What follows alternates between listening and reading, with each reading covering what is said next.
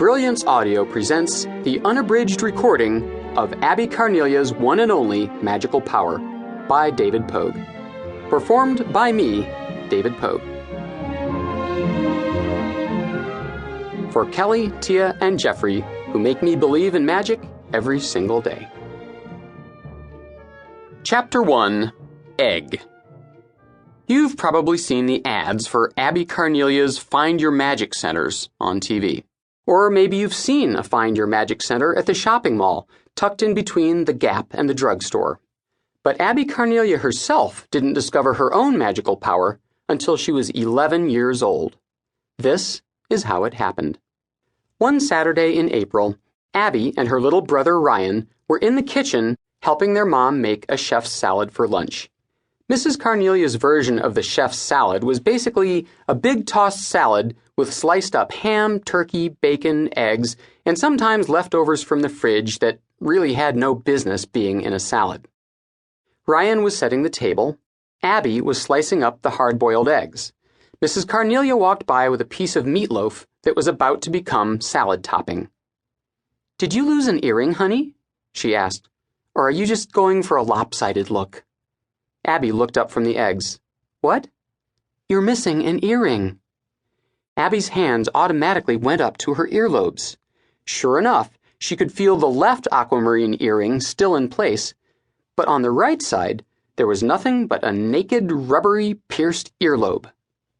On any other day, she might have run upstairs to look for the other earring, or felt around on the floor, or tried to remember putting them on. And, on any other day, she might have heard any of the three things that people in that kitchen said next. First came Ryan's wisecrack. "It probably fell in the salad. Chew slowly, people." Ryan was 8. Wisecracks were his specialty. Then came her mother's question. "Are you sure you put it on today, honey?" Then her dad boomed into the kitchen, big and bald. "And good morrow to you, my beetlings." He always said stuff like that, and no, I don't know what beetlings means either. It's just what he had always called his kids for as long as Abby could remember. But this was not any normal day, and Abby didn't hear anything. She was too busy looking at the egg. Staring at it, actually, with just about the weirdest expression you've ever seen on a 6th grader's face. It was a hard-boiled egg, just a plain white chicken's egg, like every egg you've ever seen. There was only one thing unusual about it. This egg was spinning. Slowly, sitting there on the counter, turning around and around. Now, in itself, a spinning egg isn't especially freaky. In the history of the world, there have probably been thousands of spinning eggs. There are egg-spinning science experiments, egg-spinning games, and probably world records for spinning eggs. What made this particular spinning egg so unusual was that nothing had touched it. Nothing had come anywhere near it.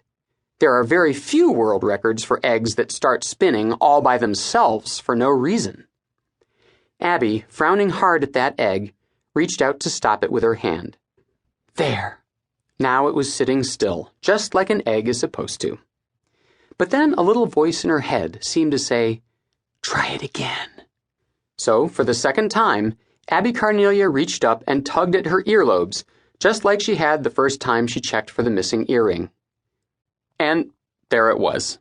The egg started spinning again, by itself. She was speechless. Even the little voice in her head was speechless. She stopped the egg again. She tugged her earlobes again. It started spinning again. Always slowly, always the same direction, and always perfectly evenly, without any of the wobble you'd get if you spun an egg with your hand. Now, Abby loved science. She had spent 2 years in brownies, knew how to make a few recipes, which is science after all, and had been the only girl in 5th grade not to be grossed out when they dissected a frog in science class. She knew all the basic laws of science, like what goes up must come down, and nature abhors a vacuum, but she had never heard the one that goes, "Eggs spin when you pull on your ears." Abby's mom repeated her question. "Abby, are you sure you put on both earrings this morning?"